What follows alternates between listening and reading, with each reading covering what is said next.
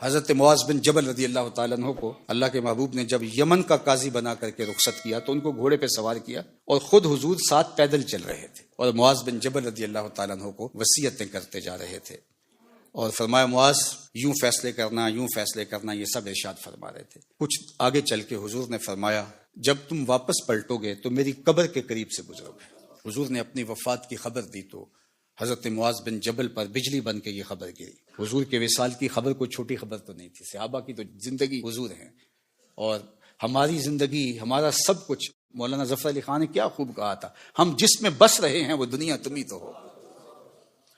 تو یہ خبر قیامت کی خبر تھی تو انہوں نے رونا شروع کر دیا۔ آقا کریم نے رخ مدینہ المنورہ کی طرف موڑ لیا اور یہ زاروں کے تار رو رہے ہیں۔ جب بہت زیادہ رو رو کے نڈھال ہو گئے تو آقا کریم نے حضرت معاذ کو تسلی دیتے ہوئے جو لفظ کہے وہ سنیے، ان اول الناس بی المتقون من کانوا و حیث کانوا۔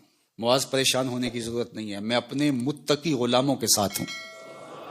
من کانوا و حیث کانوا، وہ جو بھی ہوں اور جہاں بھی ہوں، تو انہیں معیت رسول بھی حاصل ہے جو تقوی کے نور سے مالا مال ہے۔ حضور کا قرب نصیب ہوتا ہے انہیں، اور اللہ کی قربت بھی نصیب ہوتی ہے جو تقوی کے نور سے مالا مال ہے۔ وَاعْلَمُوا أَنَّ اللَّهَ مَعَ الْمُتَّقِينَ، اللہ تعالیٰ متقیوں کے ساتھ ہے، ان کو اپنی معیت عطا کر دیتا ہے۔ اور مجھے بتاؤ، جس کو اللہ نے اپنا قرب دے دیا، اپنی معیت کا جمال عطا کر دیا، پھر کوئی چیز پیچھے رہ گئی؟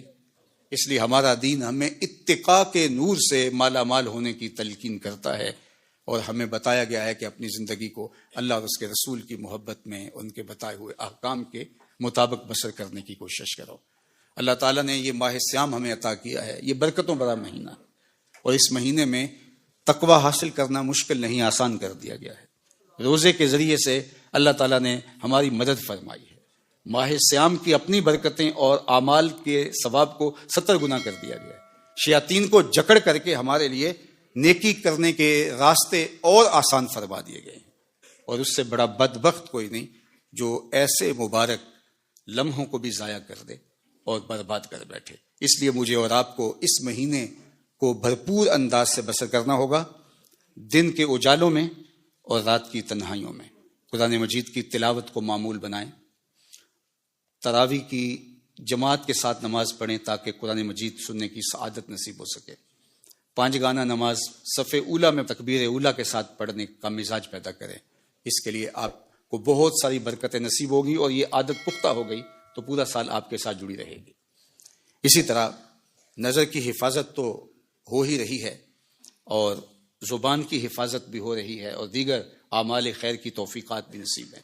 یہ اتقاء کا نور جو اللہ تعالیٰ ودیت کرتا ہے اس مہینے کے اندر، اس کی لوٹ سیل رحمتوں کی، سستے میں وہ دیتا ہے اپنی رحمتیں۔ ویسے بھی تو اس کی رحمتوں کا عموم ہے، لیکن یہ مہینہ تو اس کی خاص رحمتوں کا ہے۔ تو آئیے اس مہینے کو بھرپور انداز سے بسر کیجئے، اور اس مہینے کے دامن سے پھوٹتی ہوئی ضیائیں، برکتیں، بالخصوص تقوی کا نور جو اس مہینے کے ساتھ جڑا ہوا ہے خاص طور پہ، اس کو اپنی زندگی میں اتار کے ہم تقوی کے اجالوں سے مالا مال ہو جائیں۔ کتنا اچھا اعزاز ہے جو ہمارے ساتھ لگ جائے کہ اللہ جل شانہ ہمیں متقیوں کی فہرست میں شامل فرمائے۔